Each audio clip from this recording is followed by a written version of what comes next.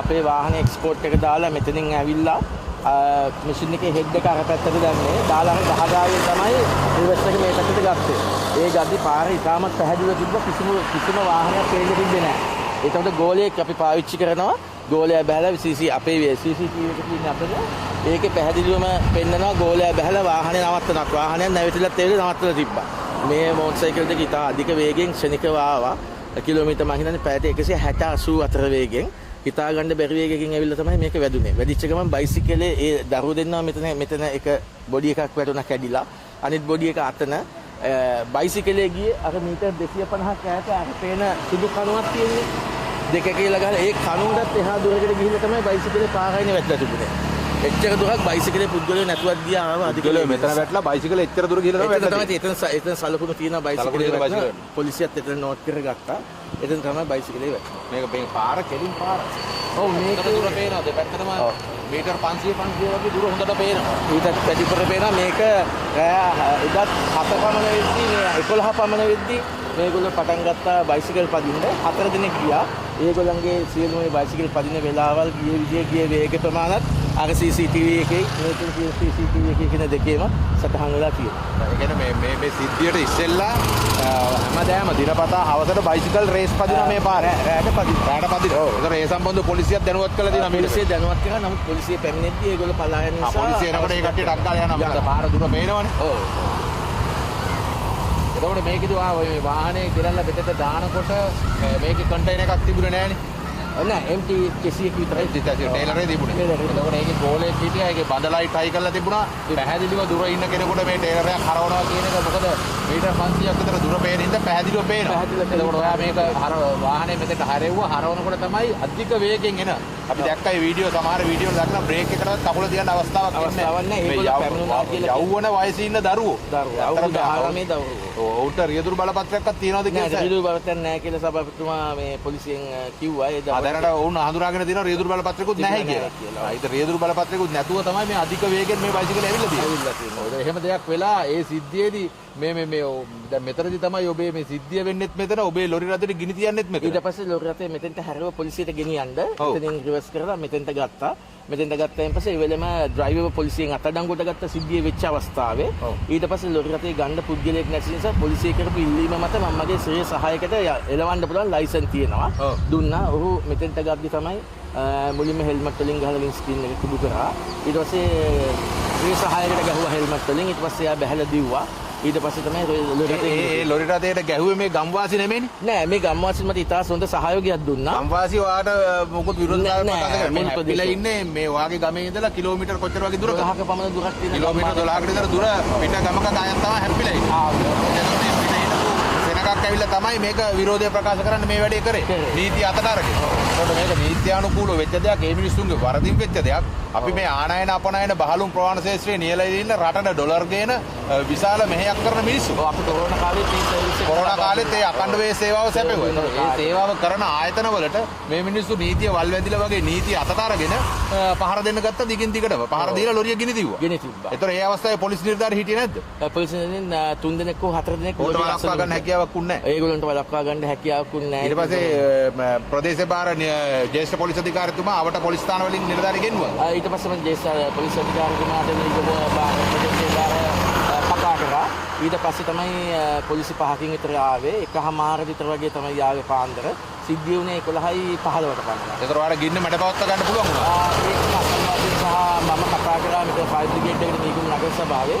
ඒගොල්ලෝ ඇවිල්ලා ගිනි ගඩොමින් තිබ්බ රටේ නිමුවා. නමුත් රටේ බලන්න පුළුවන් දැන්වත් මේක පාවිච්චි පත්ලා තියෙනවා. ඒතර මේ අදිසිය රියදුරා හිටියා නම් රියදුරාවත් මරනවා. අනිවාර්යයෙන් රියදුරාව මරණයට පත් කරනවා. රියදුරා ප්‍රමාණ නෙමෙයි සභාපතිතුමා රිය සහායක සහ මම හිතේ නම් මේ ආයතනයේ හිමිකම් වශයෙන් මාව උනත් අනිවාර්යයෙන් ඔයාට මොනවද දුන්නේ? ඔයාටත් ගහන්න මොන හරි මාව හෙව්වා. අපේ නිවස තියෙන්නේ මෙතන. නිවසට ගල් ගැහුවා. නිවසට ගල් ගැහුවා. ඔව් ඊට පස්සේ බින්දර තිබ්බේ අපි ඊයේ තමයි හැදුවේ.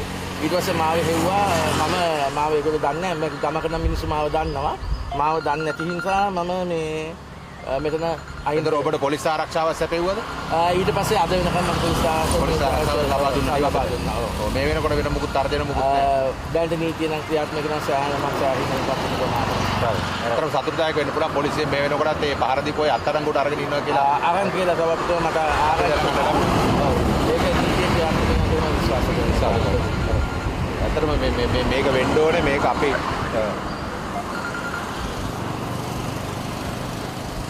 විශේෂයෙන්ම ආනයන අපනයන ශ්‍රේෂ්ඨයේ නියැලෙන පුද්ගලයන් විදිහට විශේෂයෙන්ම අපේ බහලුම් ප්‍රවාහන සංගමයේ ප්‍රධාන සමාජිකයෙක් විදිහටත් ඔහුගේ රටවලට ඇති වෙලා තියෙන තත්ත්වයත් එක්ක අපි බැලුවාම මේ විශේෂයෙන්ම ආනයන අපනයන කියන්නේ අපේ රටේ ආර්ථිකයට ප්‍රධානම දායකත්වයක් දක්වන ස්ථානයේ විශේෂයෙන්ම අපනයන ශ්‍රේෂ්ඨ විශේෂයෙන්ම මෙතුමා කරන්නේ ප්‍රමුඛ ලෙස අපනයන කියන්නේ අපේ රටට ඩොලර් ගේන ප්‍රධාන ආදායම් මාර්ගයක්. මේ මොන දේ වුණත් රටේ පවතින නීතියක් තිබෙනවා. මේ නීතිය වල් වැදිලා වෙන කෙනෙකුට අතර ගන්න අවස්ථාවක් දෙන්න බෑ. මොකද මේ නීතිය ක්‍රියාත්මක වෙන පොලිස් නිලධාරීන්ට පමණයි. අපි ඕනෑම ආයතනයක් ඕනෑම පුද්ගලයෙක් නීතියට ගරු කරනවා. ඒ නීතියට ගරු කරන නිසා තමයි ඒ නීත්‍යානුකූලව ඒ අවශ්‍ය විධිවිධාන ඒවට යොදලා තියෙන්නේ. නමුත් මේ ගමේ ඉන්න ප්‍රදේශයේ අයත් නෙමෙයි දැනගන්න තිබුණු විදිහට මේ වෙනත් ගම්වල හිටපු වෙන කුපිත වූ සෙනගක් ඇවිල්ලා තමයි මේක කරලා තියෙන්නේ. මේක නිකන් පුද්ගලික පහර දීමක් වගේ යන්නේ. මේක මේ වෙනකොට පොලිසියෙන් ඇත්තටම නීතිය ක්‍රියාත්මක කරගෙන යනවා. මේ සම්බන්ධයෙන් අත්අඩංගුවට අරගෙන තියෙනවා. ඔහුගේ නිවසට සහ ඔහුගේ වාහනේ ගිනි තියන්න උත්සාහ කරපු අය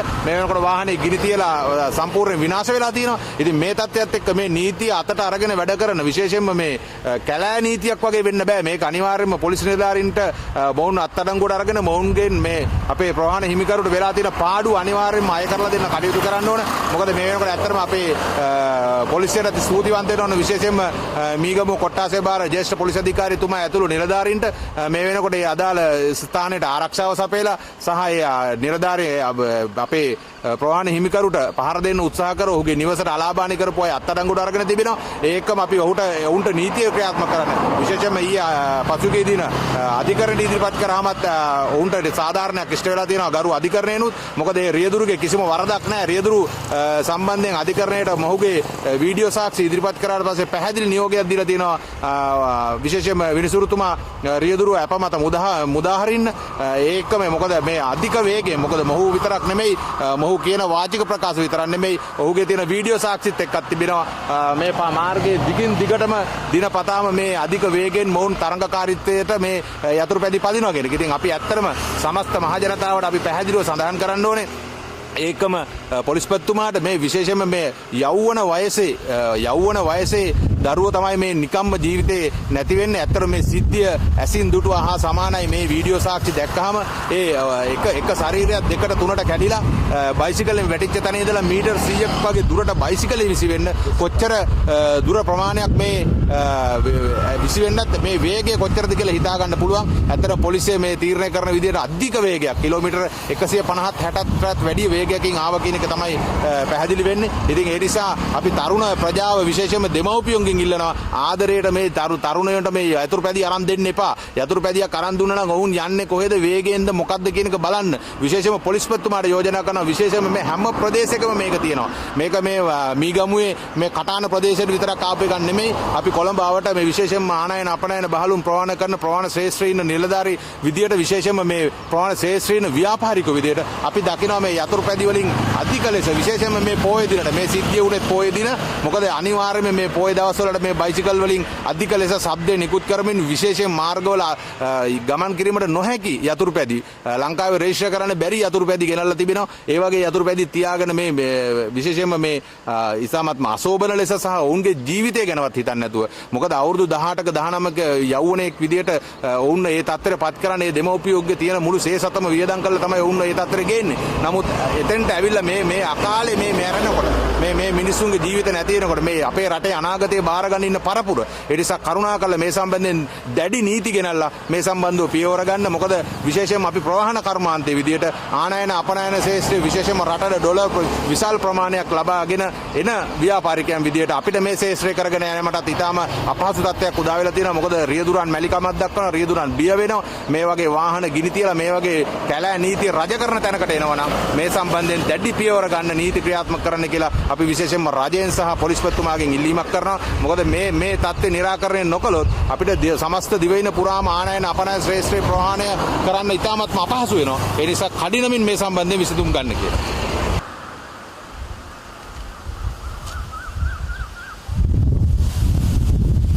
රතේ පදුපු රීතුළු මහත්තයා මේ මම මෙහෙන් ඇවිල්ලා තේල්ලේ අපේ යාඩ් එකට ගහන්න මේ පැත්තෙන් ඇල්ලුවා.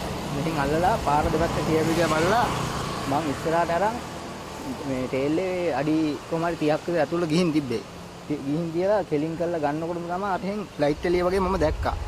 ඒ ලයිට් එළිය වගේ විතරයි දැක්කේ. ඒ ඉනේ ස්පීඩ් එකකම තේල්ලේ බඳේ වැදුනා. එතකොට මම එහෙම ඩබල් සීට් එකක් දාලා වාහනේ නතර කරා. ඒ කියන්නේ මේ කෙලින් පාර මම ගියර් කරලා බලලා ටේල් එක කෙලින් වෙලා තිබ්බේ. කෙලින් වෙලා මැෂින් එක කෙලින් කරලා පිටිපස්සට යවන්න තමයි අඩි කොහමරි ටේල් එකේ අඩි තව 10ක්වත් තිබ්බේ නැහැ ඇතුළේ යවන්න. ඒ යවන ටිකට තමයි අර එන ස්පීඩ් එකටම ආව දෙන්න. ඇවිල්ලා එහෙම බඳේ වැදුනා. ඒ තරම් වේගෙන් ආවේ. ඔව් ඒ කොහොමත් මේ 150 200ක් අතර යන වේගෙන් ආවා. මොකක්ද නිකන් ආව ඉන්ජින් බයික් එක. ඔව් මේ NS 200 බයික් එකක් ආවේ. දෙකම ඒ වන්දේ. NS 200. ඒ කියන්නේ ඒගොල්ලෝ රේස් පදිනවද නිතරම මේ පාරේ? ඔව් මේ පාරේ නිතරම කොහොම වගේ රේස් පදිනවා. මම ඒ ගල්කන්දි ඉඳන් එනකොටත් මාව ඕල්ටැක් කරගෙන බයික් තුනක් ගියා. ඒ බයික් මේ වර්ධේ තුනක්. NS 200 කොහමද දෙකක් ගිහින් අපි එනකොටත් ගියා. ගිහිල්ලා මෙහෙට එනකොට තමයි ඔය සිද්ධිය වුනේ.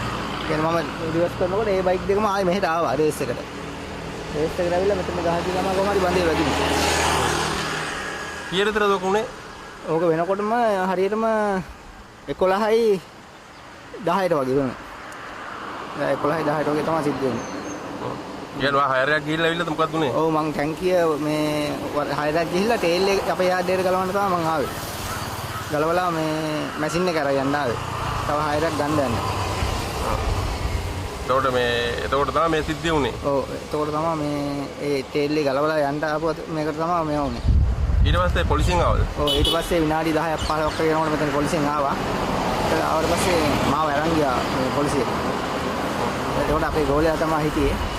ඒකල ගෝලයා ඉඳලා කොහොම හරි පොලිසියෙන් ඇවිල්ලා තියෙනවා මේ ගෝලයාට කියලා තියෙනවා වාහනේ අයින් කරන්න කියලා.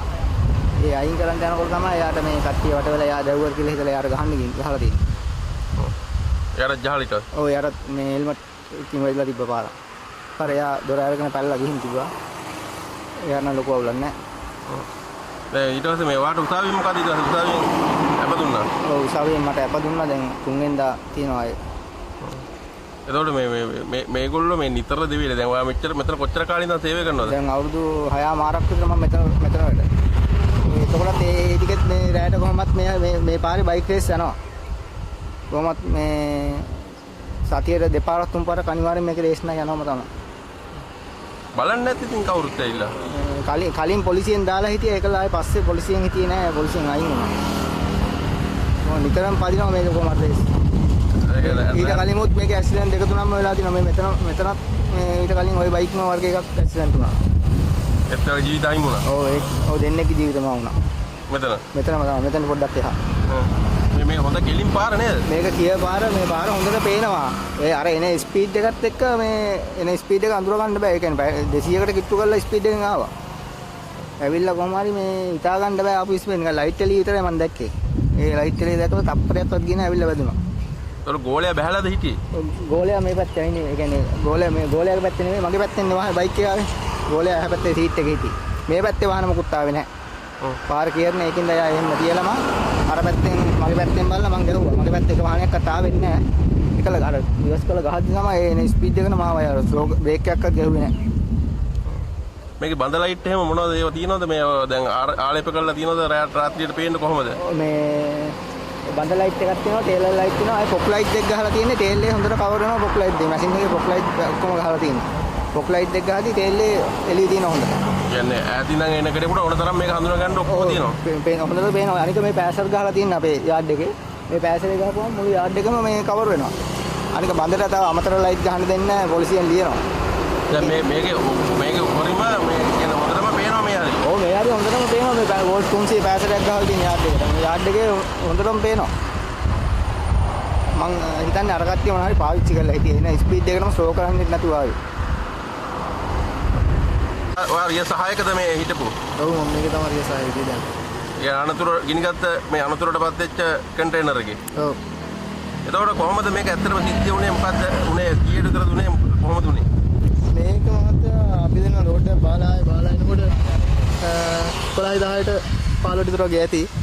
මේ ආවා මේ පැත්තට දාලා දකුණු පැත්තේ නවත්තලා පාර බලලා තමයි අපි දැම්මේ. දාලා රිවර්ස් කරනකොට තමයි මේ වාහන එකක්වත් තිබුණේ නැහැ දානකොට නම්. ඊට පස්සේ රිවර්ස් කරනකොට රිවර්ස් කරලා වාහනේ කෙලින් කරලා ඇතුළට දාන්න විතරයි තිබුණේ. ඒත් එක්කම වගේ තමයි මට වුණ ටයර් දෙයක් පුපුරනවා වගේ සද්දයක් මම වම් පැත්ත තමයි බැලුවේ. වම් පැත්තෙන් මයික් එක නවත්තලා විද්දේ. ටයර් දෙයක් පුපුරනවා වගේ ඒත් එක්කම බහිනකොටම දැක්කා වෛද්‍යයක් විසි වෙලා යනවා. ඒත් එක්කම දැක්කා කෑලි දෙකට වෙලා ඉන්නවා. ඉතින් වැලිච්ච කොල්ලෝ දෙන්න. බයික් දෙක ඒතකොට ගොඩාක් දුරක් තිබුණේ. ඔව්. මීටර 150ක් 200ක් වගේ. ඒ කියන්නේ බයික් අතරතුර සිද්ධ වෙච්ච තැන ඉඳන් බයික් එක ගොඩාක් දුර ගිහිලා තිබුණා. ඔව්. මේ එතකොට මේ හරි කවුරුත් තව හිටියද කට්ටිය කොහොමද? ඇක්සිඩන්ට් එක වෙන වෙලාවෙ හිටියේ නෑ කවුරුත්. මේ මෙතන බයික් එකක් නවත්තලා දුන්නා මං අර දාලා නැවැත්තුවා එකක් එනකොට ඒක මං හිතන්නේ ෆැමිලි එකක් ඉන්න ඇත්තේ. එතන ස්කූටරයක් තිබුණා එච්චරයි. ඇක්සිඩන්ට් එක වෙන වෙලේ කිසිම කෙනෙක් පාරේ හිටියේ නෑ පාරේ වාහනයක්වත් තිබ්බේ නෑ. ඊට පස්සේ එකපාරට මේක ඉල්ලද්දා වීසි වුණා. ඔව්. අපි දන්නේ නෑ වැදුනාද කියලා මං ඔව් එහෙම තමයි. වැදුනාද කියලා හිතා ගන්න බැරි වුණා ඒක. ටයර් දෙයක් ගියා කියලා තමයි හිතුවේ වැදිච්ච සද්දෙට. මම වම් පැත්ත බැලුවේ.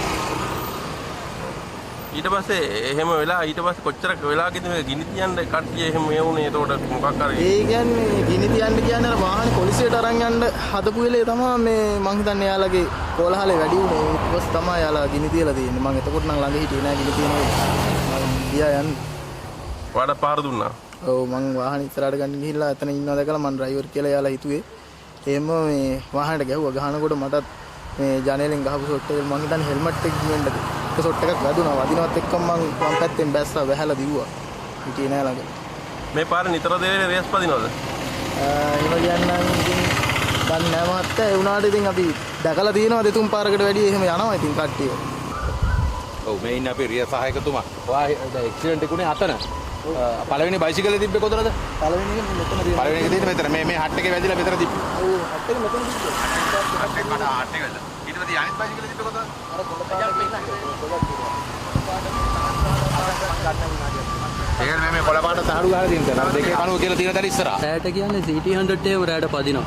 කොල්ලෝ වගේක් ඉන්නවා රෑට පදිනවා පොඩි කට්ටිය. ඒක නිතරම වෙනවා ඒක. මේ බයිසිකලේ සාමාන්‍යයෙන් දිගෑරිලා යන කට්ටියක් ඉන්නවා යනකොට.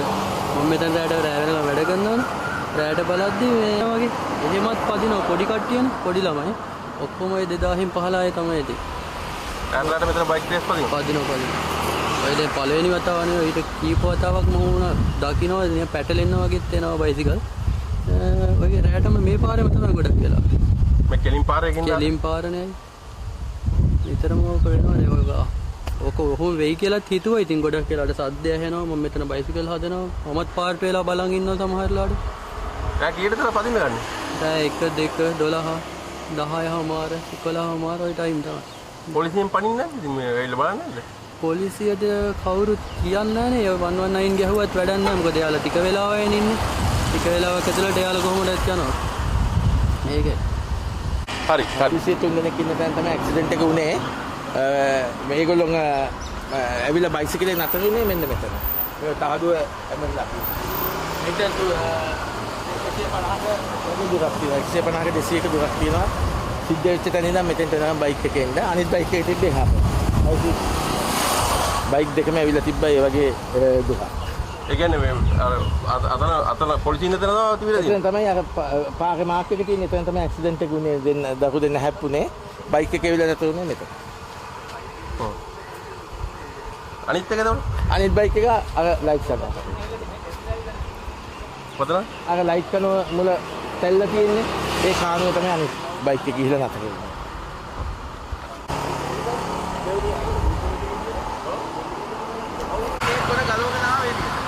ඒ කියන්නේ මේක තිබුණේ අයිනේ. ඊළඟට වෙන දරුවෙක් කවුරුහරි කිව්වා කියලා ඊපස්සේ අනිවාර්යෙන් මරණ දෙකයි. ඒ කියන්නේ මේ මෙතනත් එක බයික් එක. නෑ මේක වැඩිච්ච එක තමයි අච්චර දුර ගිහින් නැතර වෙන්නේ. ඔය දෙවෙනි බයික් පළවෙනි බයික් එක. ඔව් වැඩිලා මෙතන තිබුණේ නෑ. එකක් මෙතන. අනික. ඔය ඒකේ පුට්ටස් එහෙම තියෙන්නේ කෑලි.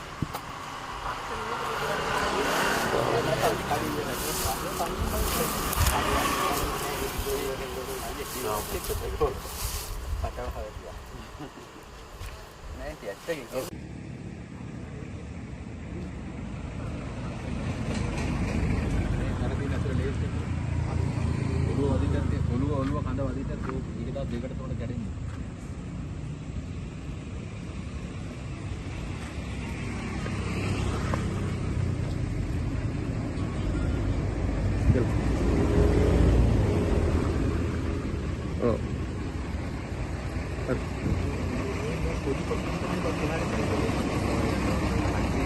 ඒකනේ කන්වන මෙතන තිබේ කොල්ල කඩලා ගිහින් තියෙන්නේ. ඒක තමයි. ඒක අස්සෙන් තමයි යන්නේ.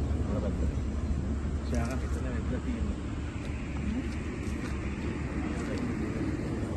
දෙකට තුනකට කැඩෙන්න තියෙන දාරේ වැඩි ඉතින් සම්මතනේ එහෙම ඉඳන්නේ බයික් එක එලවන්නේ.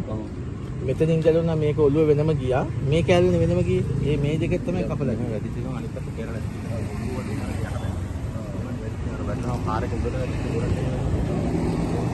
කැලි වලට කඩලා ගියේ බෙල්ල වෙනම. මෙතනින් ඉඳ ගියේ එහෙම දෙන්නගේ මෙහෙම. අපි අර පැකට් එකක් කරලා බලමු.